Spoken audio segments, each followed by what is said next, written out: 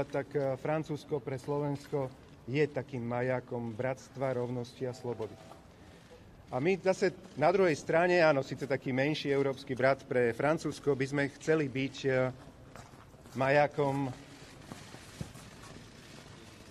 odvahy, majákom spoľahlivosti, čo sa patrí v takomto spoločenstve, ako sme v Európskej únii, a aby sme boli zároveň aj majákom možno nezabúdania na našu históriu, na naše tradície.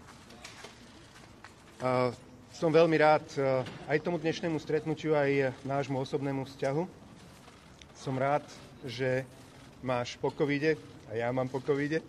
Tá prvá otázka, keď prezradím vám, som sa pýtal pána prezidenta, že či má protilátky. Lebo nie každý z nás, ktorý covid prekonáme, tie protilátky má.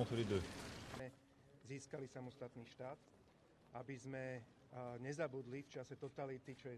Včera večer, keď som prišiel domov a hovorím mojim dievčatám, že dnes idem do Paríža za francúzskym prezidentom, tak Klárka, moja 11-ročná dcéra, pozrela na mňa a hovorí: no tatino, ale takýto vlasatý nemôžeš ísť, musíš sa ostrihať. A to bolo večer. Ja hovorím, že Klárka, ale vieš, je lockdown a holičstvá sú zatvorené. Klárka povedala: ja som už bábiky strihala.